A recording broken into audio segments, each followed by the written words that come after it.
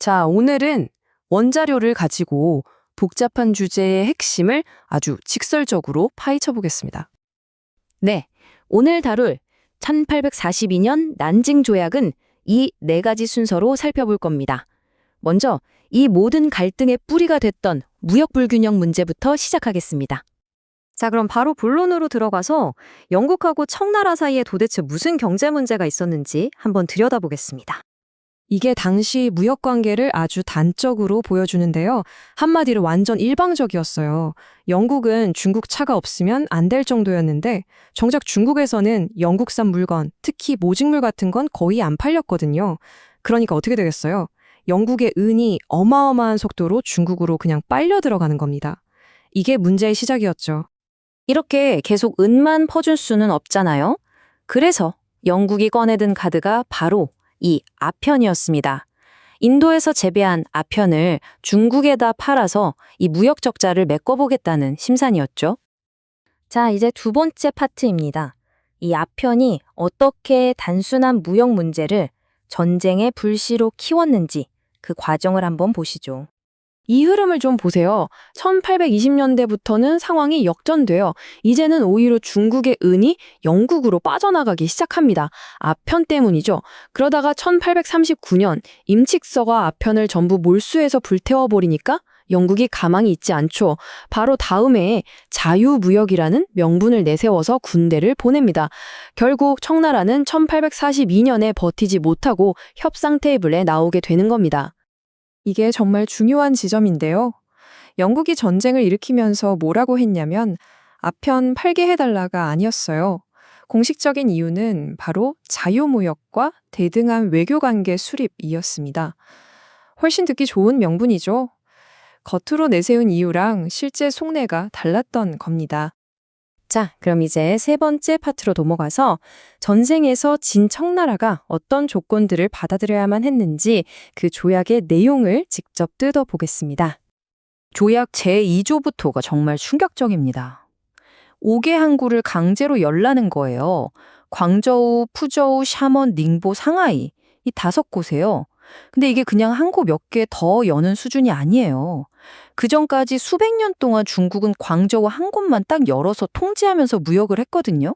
이걸 광둥체제라고 하는데 이 조항 하나로 그게 그냥 박살 나버린 겁니다. 이제 영국인들은 이 항구들에서 마음대로 살고 장사하고 심지어 영사관까지 둘 수 있게 된 거죠. 중국의 무역 통제권이 사실상 무너진 겁니다. 그리고 제3조, 영토 문제입니다. 여기서 핵심 단어는 영원히, in perpetuity예요. 조약 원문에 영원히 장악한다고 딱 박혀 있습니다. 이건 뭐 빌려주거나 하는 개념이 아니라 그냥 홍콩 섬을 통째로 떼어서 영국에 넘겨준다는 뜻입니다. 중국이 서구 열강한테 영토를 빼앗긴 첫 번째 사례가 된 거죠. 다음은 돈 문제입니다. 배상금이 얼마였냐면 무려 2,100만 은화달러. 이게 어느 정도냐면요. 당시 청나라 1년 국가 예산의 3분의 1에 달하는 어마어마한 돈이었습니다. 나라가 휘청할 정도의 액수죠. 근데 이 2,100만 달러의 내역을 뜯어보면 더 기가 막힙니다. 보세요. 절반이 넘는 1,200만 달러가 뭐냐면 전쟁 비용이에요. 영국이 자기들이 전쟁하는 데 쓴 돈을 청나라더러 내라는 겁니다. 빼앗긴 아편값보다 전쟁 비용 배상이 2배나 더 많았어요.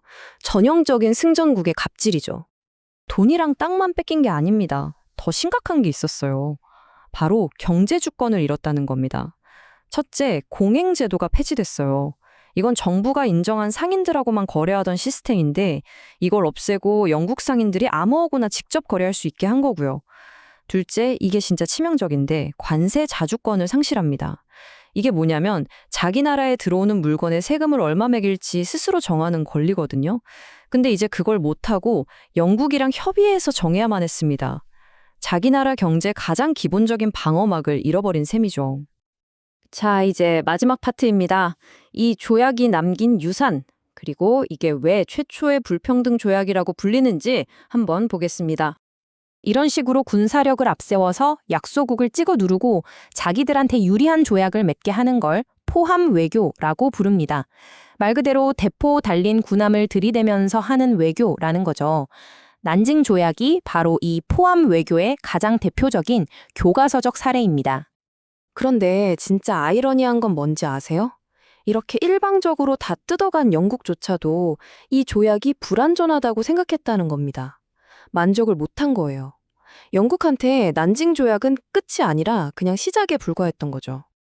그럼 영국은 대체 뭘 더 원했을까요? 조약에 포함된 것만큼이나 빠진 것들이 중요합니다. 첫째, 치외법권. 이건 영국인이 중국에서 죄를 지어도 중국 법으로 처벌받지 않는 권리예요. 둘째, 최혜국 대우. 이건 만약 중국이 다른 나라한테 더 좋은 조건을 내주면 그게 자동으로 영국한테도 적용되는 아주 이기적인 조항이죠. 그리고 수도인 베이징에 외교관을 보내는 권리라든지 무역을 북쪽까지 확대하는 것 같은 이런 핵심적인 요구사항들이 다 빠져 있었던 겁니다. 결국 영국이 이 조약에서 얻어내지 못한 것들, 특히 베이징에 직접 들어가서 외교를 하고 싶다는 이 욕심이 채워지지 않으면서 이게 그대로 다음 전쟁의 불씨가 됩니다. 그래서 불과 10여 년 뒤에 제2차 아편전쟁이 터지게 되는 거죠. 그러니까 이 질문에 대한 답은 명확합니다. 난징 조약은 분쟁을 끝낸 조약이 아니었어요. 오히려 중국의 문을 강제로 열어젖히고 이후 100년간 이어질 서구 열강의 개입을 정당화하는 법적 선례를 만든 거대한 비극의 시작점이었습니다. 하나의 불완전한 조약이 어떻게 더 큰 충돌의 서막이 되었는지 역사는 아주 분명하게 보여주고 있습니다.